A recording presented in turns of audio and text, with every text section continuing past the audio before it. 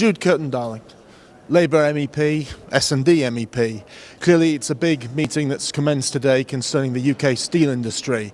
How do you think it's going? How would you like to see it go? What do you think they can do?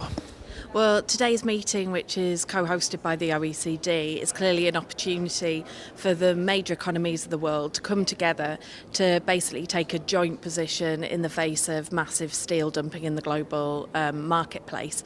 That's what I think we need to see coming out of it. We've had years and years of people talking about overcapacity in China, particularly in China, but also in other countries as well, and the impact of that in terms of global price of steel. Now what we need is really concrete action so that countries stand together and they say to the Chinese government, you have to deal with the overcapacity in your domestic market that can't be exported, pulling down prices elsewhere and essentially killing industries in countries like the UK.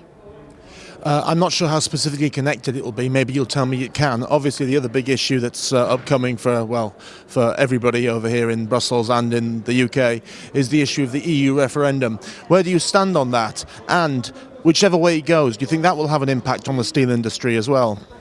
Well, I'm campaigning very strongly to stay in the EU. It is obviously linked to the question of steel. We have a major crisis in our steel communities. People feel extremely angry and frustrated, and rightly so.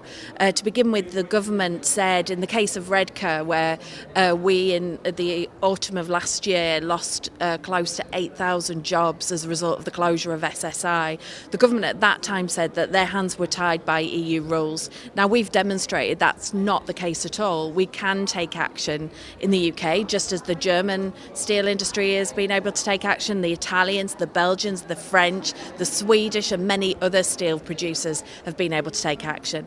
But the fact that the government used the EU as an excuse at the beginning has unfortunately stuck in people's minds, and that frustration that our government decided to let whole communities go to the wall in places like Redcar, and is at the moment not giving a clear answer to places like Port Talbot and the rest of the UK steel industry.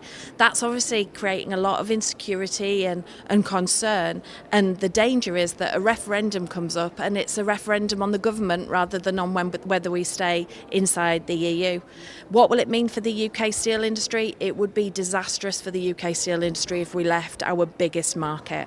In the UK, we export far more to the EU than we do to anywhere else in the world, about 45% of our exports. And a lot of that is finished products like cars, which involve a supply chain using steel.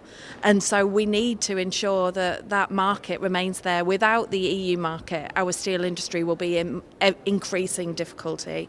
What we need is for the UK government to stop blocking action at EU level to deal with the crisis in the steel industry, and for all European countries to work together in the face of this very aggressive dumping of steel in the global market.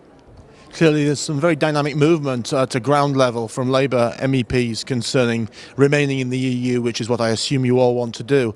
However, interestingly enough, your leader, Jeremy Corbyn, well, to be fair, has been accused of being somewhat rambling, somewhat incoherent as far as his approach to the EU is concerned. Do you believe he'll clarify his position more and more, and do you feel you're being supported enough by your leader?